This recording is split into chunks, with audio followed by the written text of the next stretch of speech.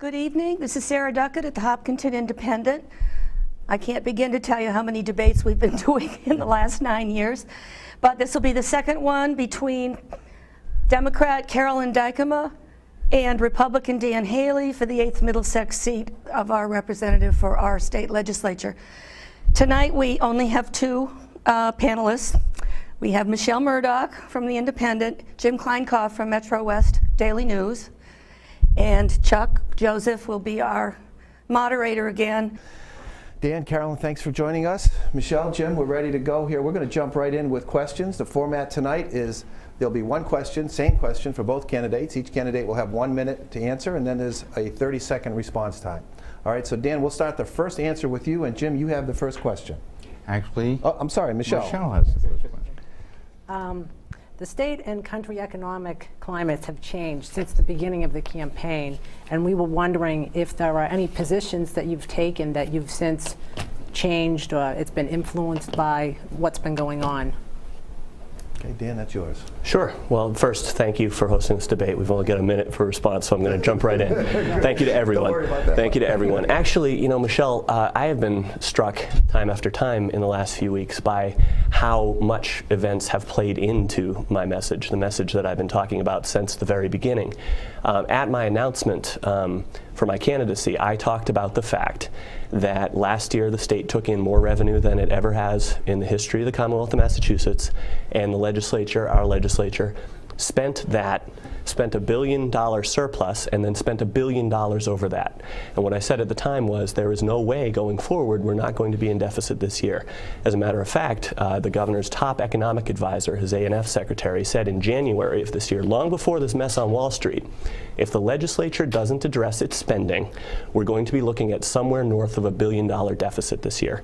Now, we're looking at somewhere north of $1 billion deficit this year, and it shouldn't be a surprise to anyone, but these are exactly the issues I've been talking about all along. Okay, Dan, the same question goes to you, Carol. I don't believe that my position has changed on any issue. I feel more than ever that what this district needs is a representative who is in touch with our communities, who is in touch with the issues of everyday people here in the district. What I'm hearing, and I've spent a tremendous amount of time going door to door and speaking with people in all the towns in the district, and there's a real anxiety here. And frankly, I think what we need to move away from in state government is a discussion of where blame lies. Because frankly, right now, laying blame and sort of the the quarterbacking of yesterday's game, if it were, is not going to help the everyday people right now who really need it. So I would say that continuing to focus on setting priorities, making good decisions and spending our dollars wisely, and making sure that we do everything as efficiently as we can so that we can put money back into our communities. Follow up, Jim? Yeah, this is a follow to that question, and we were going to save the ballot questions till the end, but I've gotten some new information on question 1 today, and let's just quickly go over question 1, which we've talked about at both debates in Holliston and when you were first here. Carolyn has said that she would vote against repealing the income tax, and that she feels that the consequences would be devastating for the state. Dan, on the other hand, has said that he feels that question 1 is aimed to be more of a message to the state legislature, and that in that regard he would vote for it.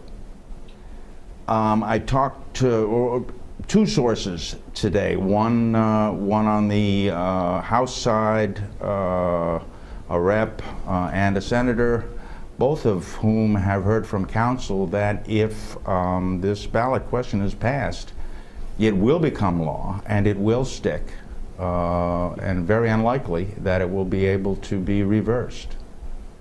Does that, in keeping with the first question, does that change anything for anyone? Me first? Go ahead. You're no. smiling. No, Jim, it doesn't. And despite your sources, and I appreciate that they have opinions on that, this is a constitutional mechanism in Massachusetts, the ballot initiative. The citizens make law. And they are right that legally it is law when it is made, just as it was law in 2000 when the citizens voted to roll back the income tax to 5.0. And what the legislature did was they came into session and they made a new law saying that the law that the people just made is no longer the law. They did the same thing when the ballot initiative question was on clean elections.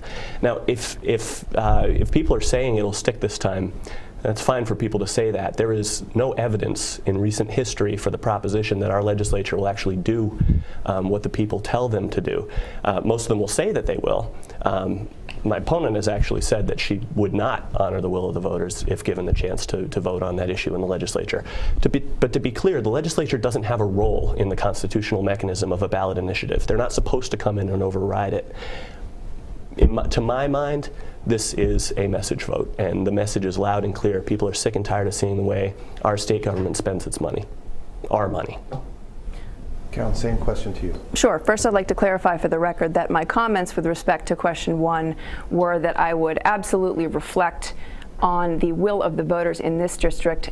If elected as representative, I would be representing the will of the voters in this district, and I would very clearly do that at the State House when it came to this issue. I am hoping that it will not pass, and the reason why I am hoping, not only hoping actually, but talking with voters about this issue is because I have been involved in local government since 2001 when the last tax cuts were made that implemented our local aid numbers.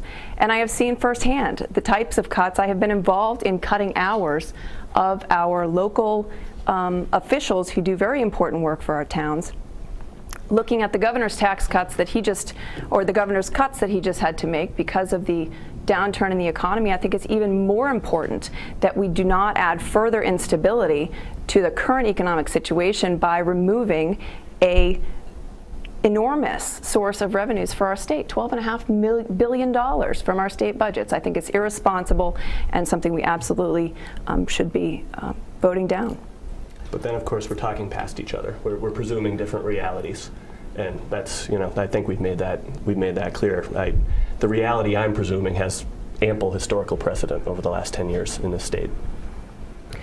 I think the reality that you've presented at past debates is, and I haven't heard you say it yet, but talking about wasteful spending. But yet, when asked specifically to identify wasteful spending, which I think if you're going to eliminate revenue sources, you better be able to point to very clear instances where you're going to make up that revenue, then you better be able to identify them. And I haven't heard that from you, and that's something I'd like to hear from you.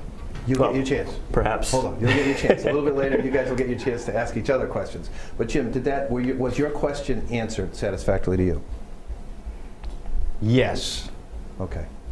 I wish I had more time for us to answer questions?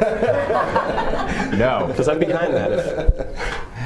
More evidence than the fact that both people told me that council told them, and your opinion is your opinion, and unfortunately, we're going to have to wait and see what happens on that, and we'll leave it at that.